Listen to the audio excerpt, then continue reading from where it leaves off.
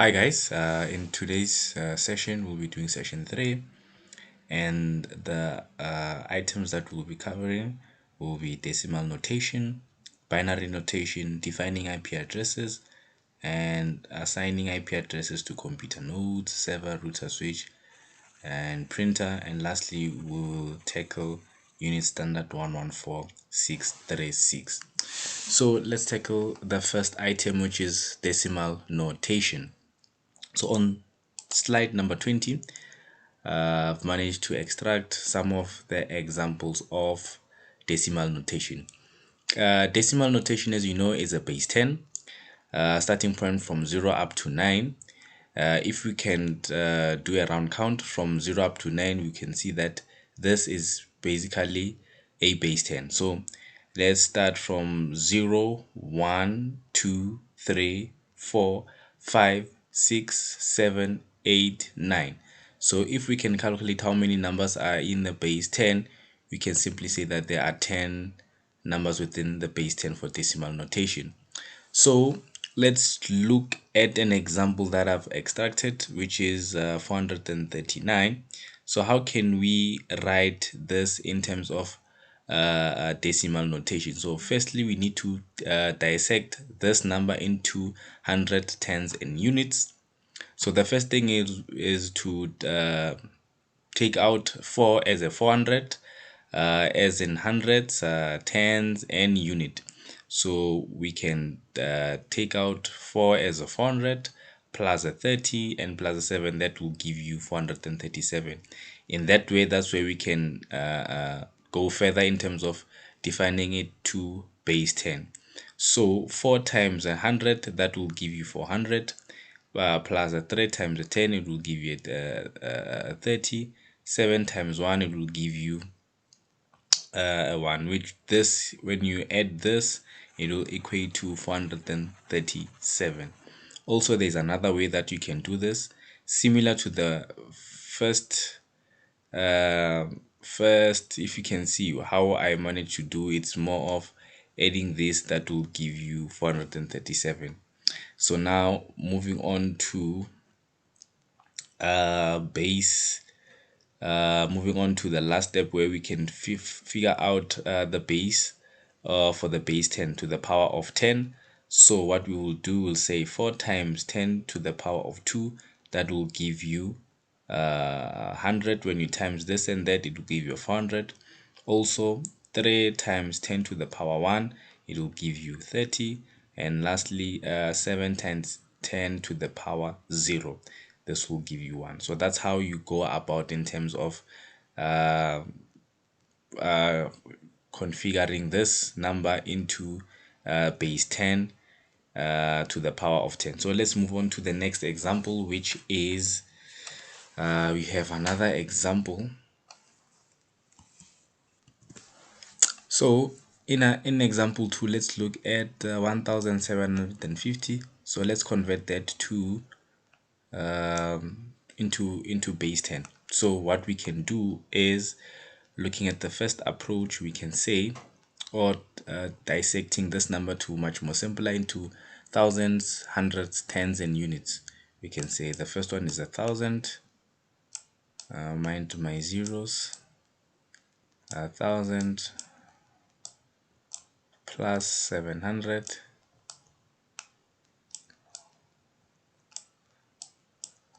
plus 50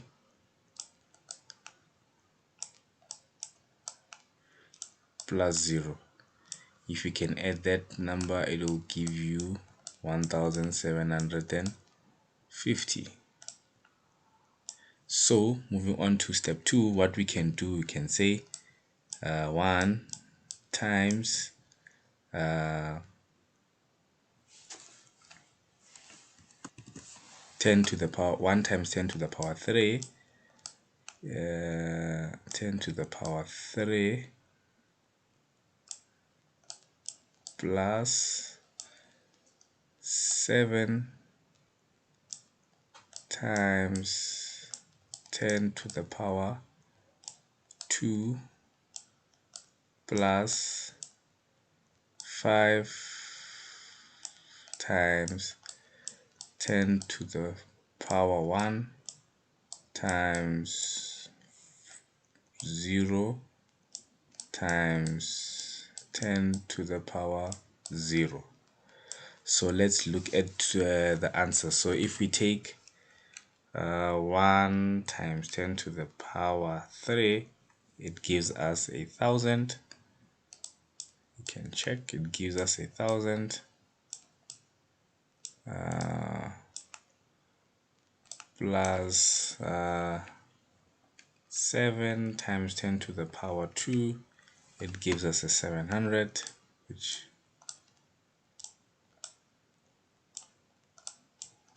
plus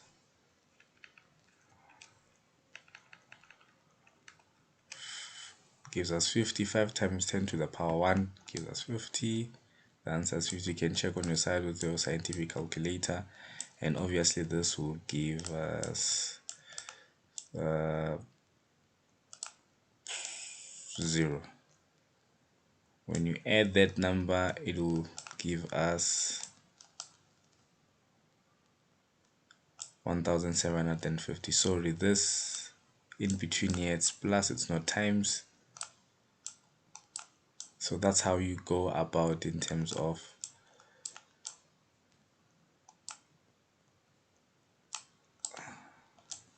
finding decimal notation in terms of the base 10. So remember, decimal notation, the numbers within the base 10 are 10 digits starting from 0. If we can count numbers, it's 1, 2, 3, 4, 5, 6, 7, 8, 9, 10. And we can rearrange the numbers that we have into thousands depending on the number that you're given. We can rearrange it to thousands, hundreds, tens, and units, or hundreds, units, and hundreds, tens, and units. And also we can convert that into the base 10 depending on what you were given. So that's how you go about in terms of solving the decimal notation. So moving right along to slide number 21, we move on to slide number 22, sorry, to binary notation. Binary notation is in the form of base 2. It has only two numbers, which is 0 and 1. 0 means off, 1 means on.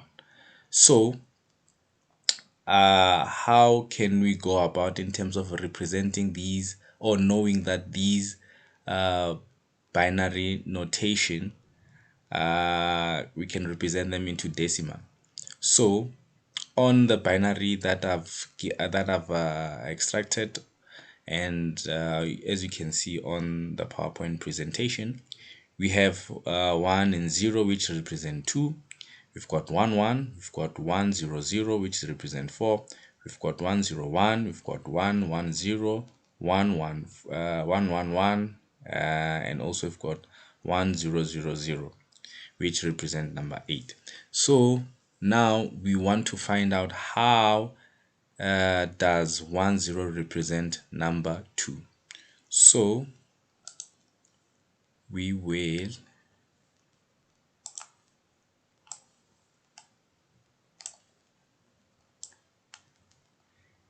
as you can see from, let's start with number 2, this binary which represent number 2. As we can see, we have 1 and 0, which is the binary number for 2. So remember that with binary notation, we have the base of 2 to the power of 2. So in this instance, this number represent 2 to the power 0, and this number represent 2 to the power 1. If we had other numbers, so the counting starts from the right hand side going to the left.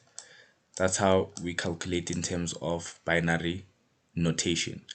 We don't start from the left going to the right, we start from the right going to the left. So we've got 2 to the power 0 plus 2 to the power 1. So if we can convert that, So we know that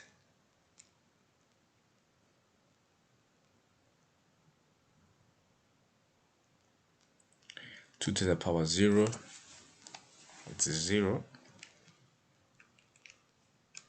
It's 1, sorry. 2 to the power 0, it's 1. 2 to the power 0, so it's like 2 to the power 0 times this number times this binary, which is 0,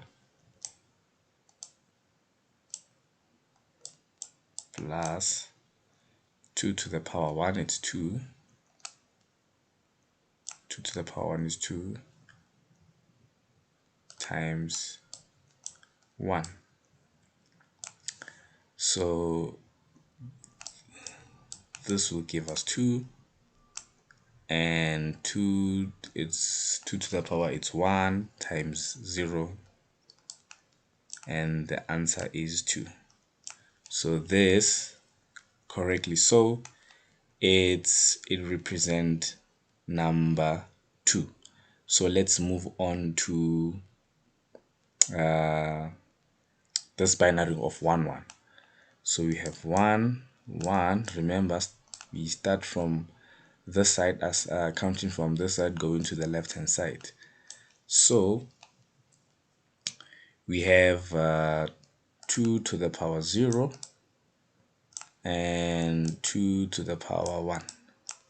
So dissecting this, solving for this further, 2 to the power 0 will give you 2 times 1, and also plus 2 to the power 1, it's 2 times 1. Am I correct? Sorry, this has to be 1, not 2.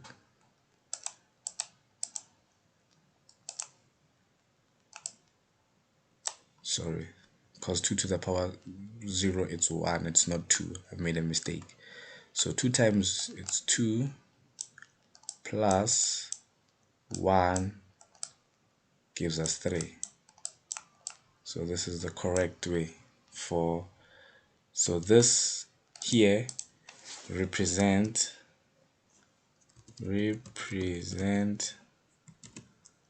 number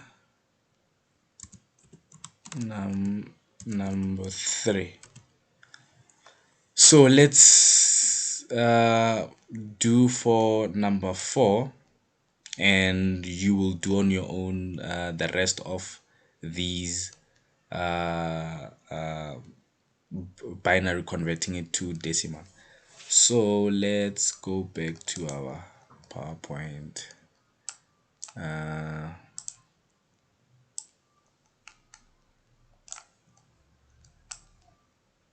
Okay, so we've got 0 0, so it's going to be 2 to the power 0, 2 to the power 1, and 2 to the power 2. Now what we need to do is it's 1 times 0 plus 2 times 0, since we taking this number from our binary, 2 times 0 plus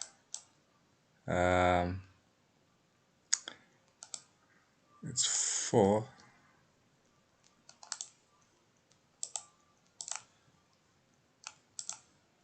2 to the power 2, it's 4 times 1, and with 1 times it's going to give you 0, to give us 0. 2 times will give us 0, 4 times it's 4. When you add these number, the total number is 4. So this is true. So 100 represent 4.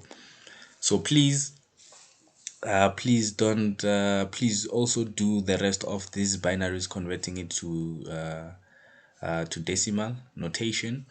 You can do this to show whether this represent number 5 or 6 or any other number. Also 4 bits represent, the 4 bits is in binary notation is 1000, and 1 byte is equals to 4 bits, meaning that for you to have a 1 byte, we need to add another 4 bits. We need to have 8 bits so that we can have 1 byte. So in that instance, 1 byte, it is called 1 octet. 1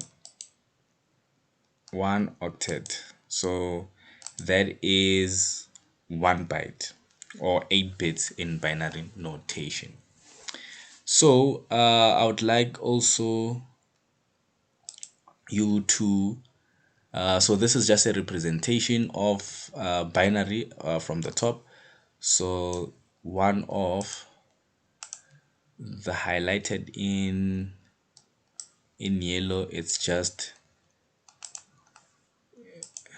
in binary notation, where we have to convert that into decimal.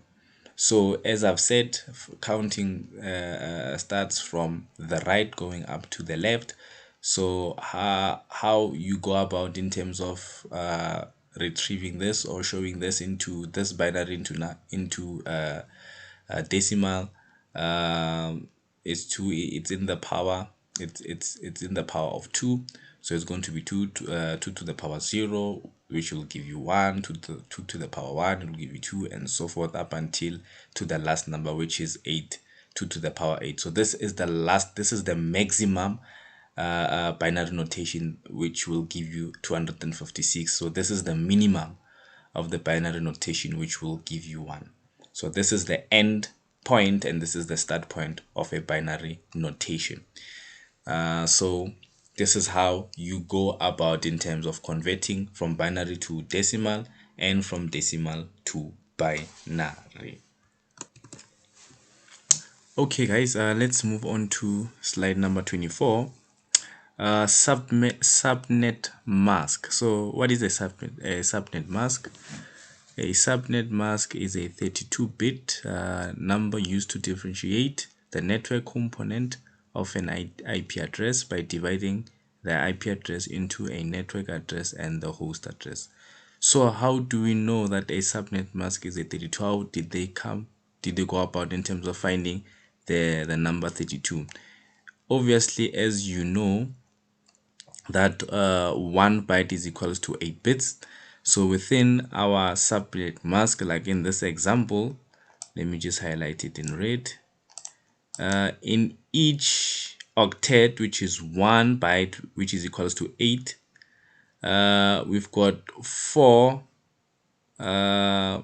octets. So in 1 byte, we've got 8 octets. So you'll take 4 octets times the 8 bytes that you find within an octet. So when you times 4 times 8, it will give you 32.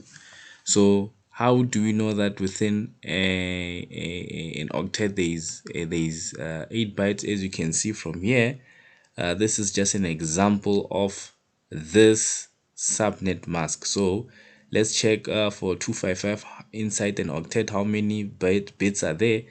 Let's check. It's 1 2 3 4 5 6 7 8. So in an octet there is about 8 bits. Similar to this, there is about 8 bits. 8 bits doesn't matter whether it's a 0, whether it's all zeros or all ones, or in combination of zeros and ones. But as you can see, in an octet there is about 8 bits. So you times an octet, 4 octets, 1 2 3 4 octets times 8, which will give you 32. So also a subnet mask is used to divide an IP address into 2 parts. One part identifies the host computer. depending on the class, which will I'll touch base on it on the next slide. The host, one part identifies the host, which is the computer, and the other part identifies the network to which it belongs. Let's say, for instance, as you can see, this is class C, and in class C, 255.255.255 represent the network, and 0 represent the computer or the host within that subnet. So we all know that 255 from here going to left, this represent the network, and 0 represent the host. The subnet mask is used by the TCP/IP protocol to determine whether a host is on the local subnet, which is the LAN, or on a remote network. Well, that will depend in terms of the classes and in terms of the communication between the sender, which is the computer that's sending the message, to the recipient, depending on which network it belongs to. The last point, the subnet mask is 255, and in this example, it isn't obvious what this number means unless you know 255 in binary notation, as we've done on our previous slide, is equals to 11111. So the subnet mask is in relation to this in decimal notation. In binary notation, the subnet mask is 1111111. So that's it in terms of the subnet mask. Moving on to slide 25. An IP address. What is an IP address? An IP address is a unique address that identifies a device on the internet or a local network. So computers use IP addresses to communicate with each other, both over the internet as well as on other networks. And IP stands for Internet Protocol, which is a set of rules governing the format of data sent via the internet or local network. IP addresses are expressed as a number of 4 numbers. An example address might be 192.158.1.38. So this is expressed in terms of 4 numbers, an octet. 4 octet numbers. This 192 dot, it's an octet. 158, this is an octet, also 1 and 2 and 38. So each number in the set can range from 0 to 255. So the full IP address range goes from 000 to 255 255 255. So these are just the range in terms of numbers that can range from 0 to 255. On slide 26, there are 4 types of IP addresses. We've got public, private, static, and dynamic. Public IP address is an internet protocol address encrypted by various servers or devices. That's when you connect these devices with your internet connection. So this is the same IP address we show on our home page. So I just want to show you an example of a public IP address. As you can see, the IP address on your home page when you access your Google, that's more of your public IP address. And for private IP address, everything that connects to your internet has a private address. This includes computers, smartphones, and tablets. So your PC, your computer node that you are using, or your cell phone, it has an IP address that's referred as a private, and a static address remain the same over the years. This type of IP also helps you to get more information about the device. So this is where you just manually set up your device and give it an IP address which remains static. It doesn't change, and it's like that. And also a dynamic IP address, it means a constant change. A dynamic IP address changes from time to time and it's not always the same. In this instance, you find an IP address like when you are using your Wi-Fi, a public Wi-Fi. That's how it works in terms of allocating IP addresses. It changes in terms of time to time. So you may find out that when you logged in using not say logged in, but connecting to the Wi-Fi in that particular day, you might find you may use an IP address, and tomorrow when you connect to the Wi-Fi, you won't be using the same IP address that you use in the previous day. It will change. So that is referred as a dynamic IP address. So let's look at slide number 27. We have public and private IP addresses range. We've got IPv4 IP address space. There are about 5 classes: A, B, C, D, and E. Each class has a specific range of IP addresses. Primarily, class A, B, and C are used by majority of devices on the internet. Class D and class E are for special uses. So we'll be focusing on 3 classes, which is A, B, and C. So let's move on to class A. Class A addresses are for networks with a large number of total hosts. Class A allows for 126 networks by using the first octet for the network ID. So how can we know that this IP address is for class A? So moving on to slide number 28. The public range IP address for class A, it starts from 1, which is in subnet mask, it will be 255, meaning that will be the network, and 0.0.0, this will be your host, meaning your computer node. So we've got from 1 up until to 127. So the first octet value range from 1 to 27. So this is how we can determine. So let's say, for instance, the first letter determines whether this IP address belongs to class A or B or C.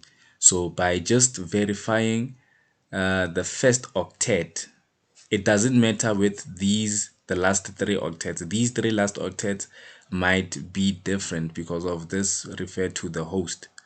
So, but the first won't change, it will be the same. So this refers to the network. So from 1 to 127, this refers to class A. So the private IP range is from 10.0.0 to 10. As you can see, the first, these are your ranges. It ranges from 0 up until to 255, which is the subnet mask. The subnet mask, it's 8 bits. Remember, from the 8 bits that we have in each octet, so meaning in the first octet, these are all positives, these are all true 1.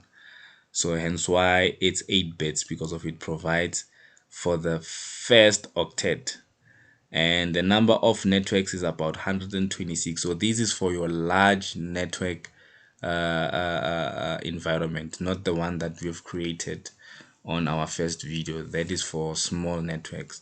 So number of hosts per network, just imagine 16 million in 126. So that's quite a lot.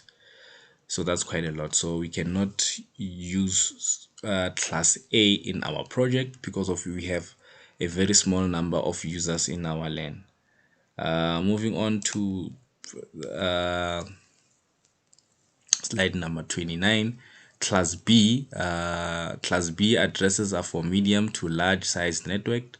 Class B allows for 16,384 networks by using the first 2 octets for the network ID. So it uses the first 2. These first two, as you can see on the subnet mask, are used for class B. So the public range is from 128 to 192.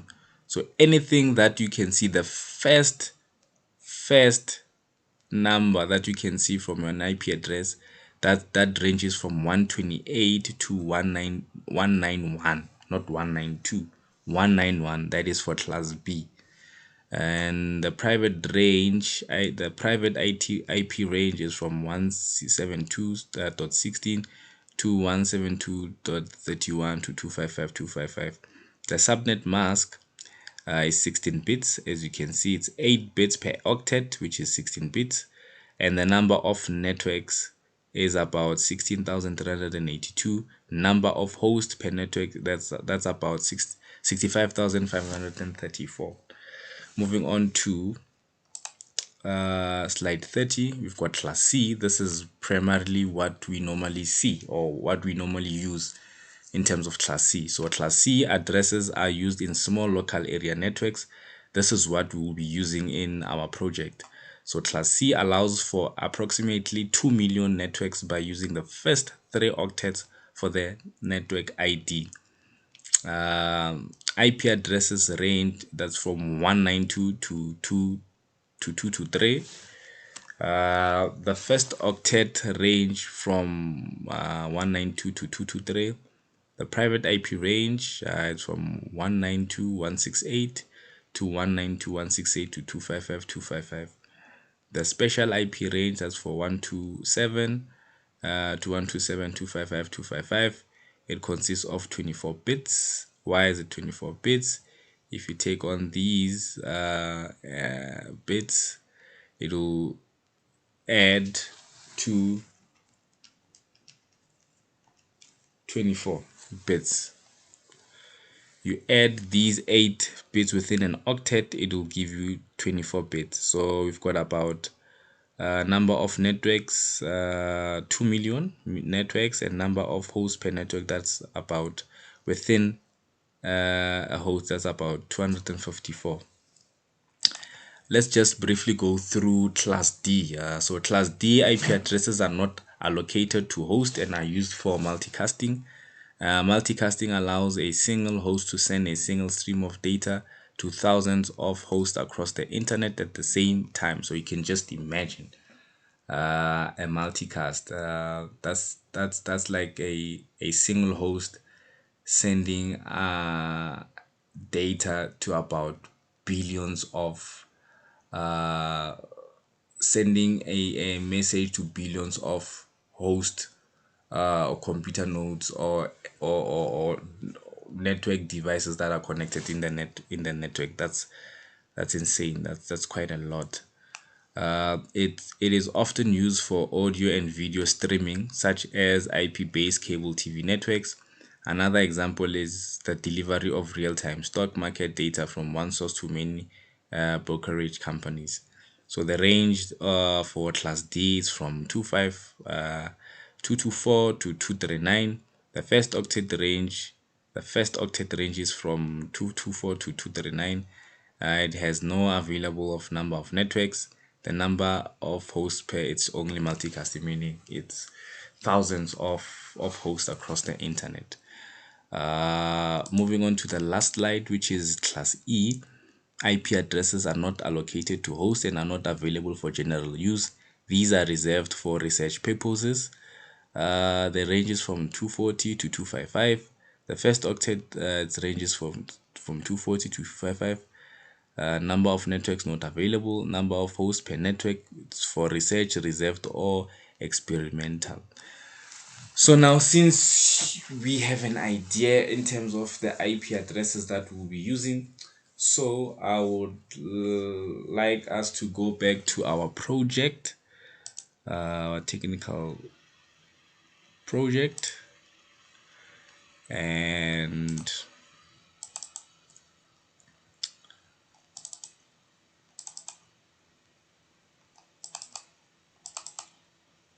also I just wanted to make you aware that on the project that we've created at first, I'm quite happy with the progress that you've done so far on your site by creating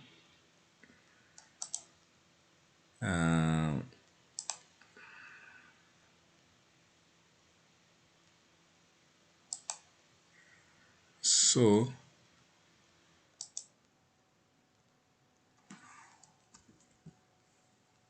I would like you guys to create another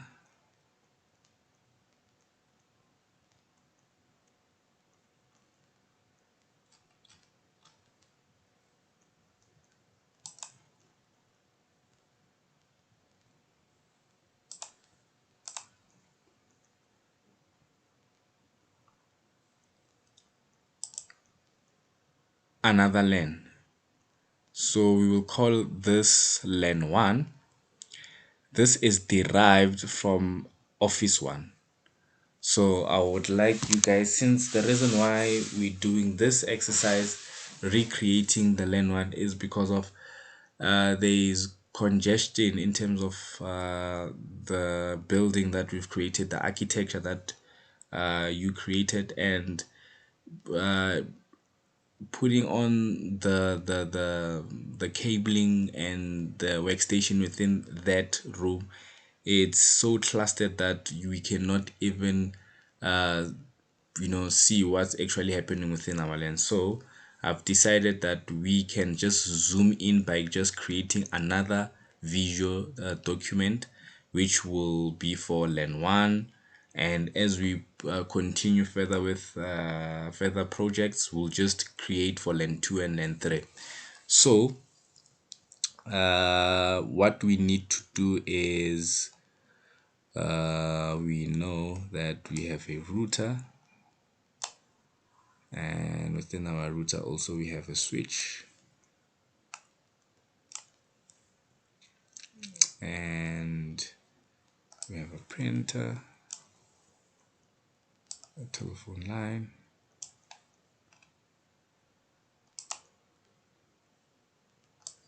will take about 1, 2, 3, 4,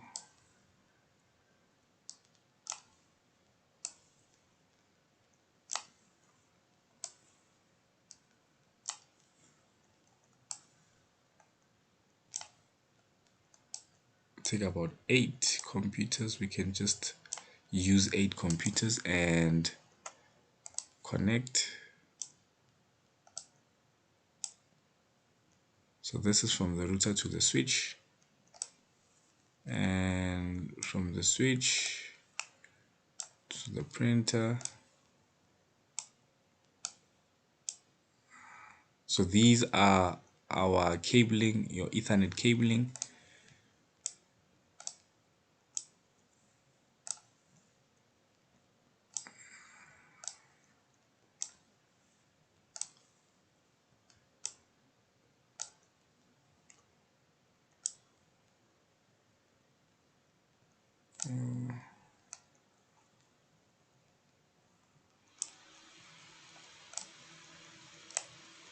Perfect.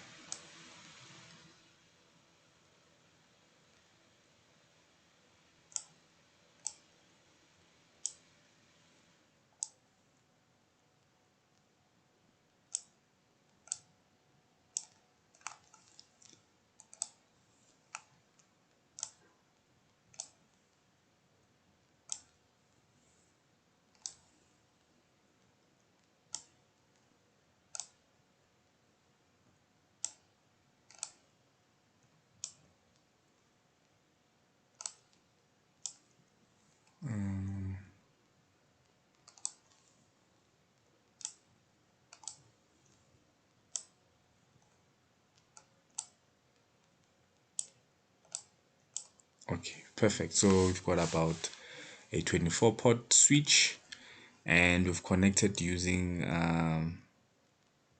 Ethernet cabling. And now what we need to do is assign using public C. Let's go back to our, so we will use this subnet mask, which has 24 bits. The range is from 122 to 223. So let's use class 3 IP address. We will start by assigning our router. So our router will take 112.168 dot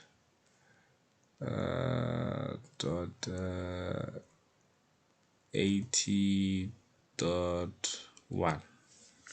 Remember, the first IP address and the last one are not used, so we will got an 8 octet with the subnet mask of 255.255.255.0.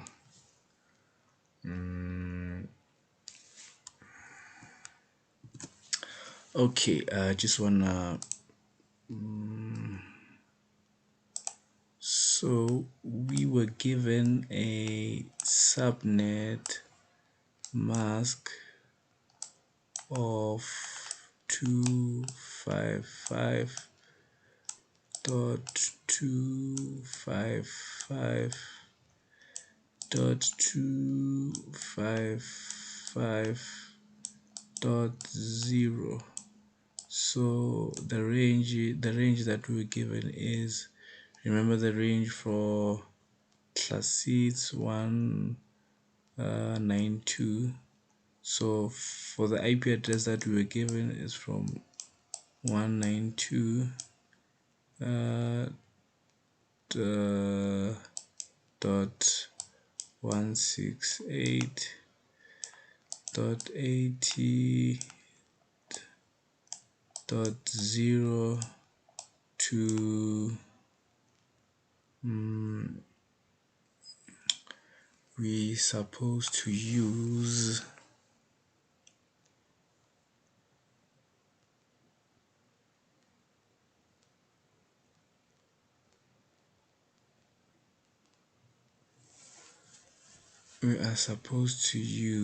because of this is 0. If we do this in notation, decimal notation, we will change this is for 0 0 0 up until to 8. When we change this to 1.1.1.1 sorry, 0 0 0, as you can see, this will be 128. How do we know this is 128? Going back to our slide, from our position of 2 to the power 7, this is 128, and our range will be from 128. So we have IP addresses from 0 to 127. Sorry. IP addresses from 192.168.80.0 to 127. So moving right along, we'll use this, and also we've got 192.168.80.2 with the subnet mask of 255.255.255.0, and our printer.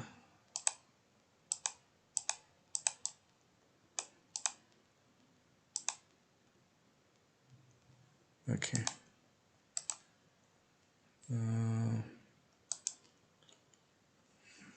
My office landline 168.80.3.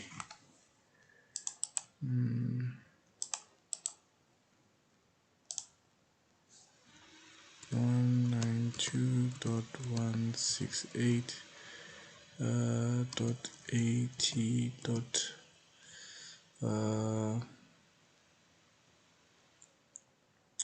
dot 4 with the subnet mask of 255.255.255.0. So let's just copy this and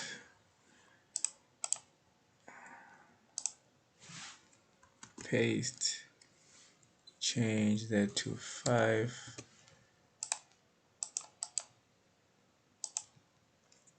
paste, change that to 6, paste, change that to 7, paste, change that to 8,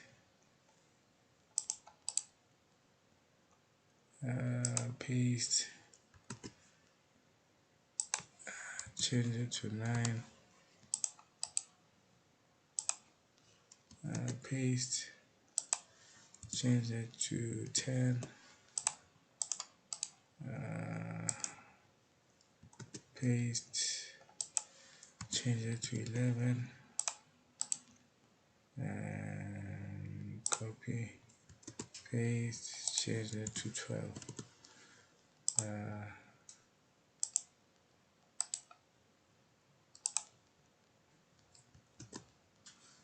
That's like,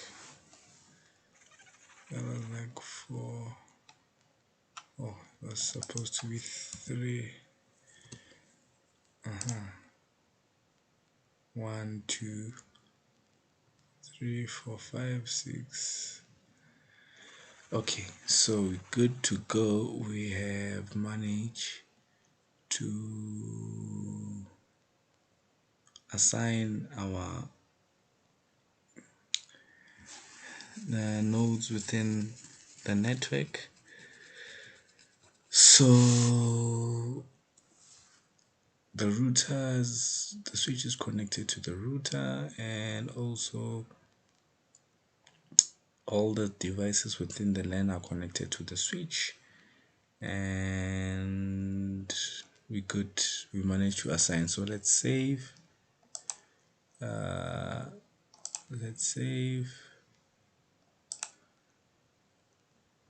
We'll name it Office 1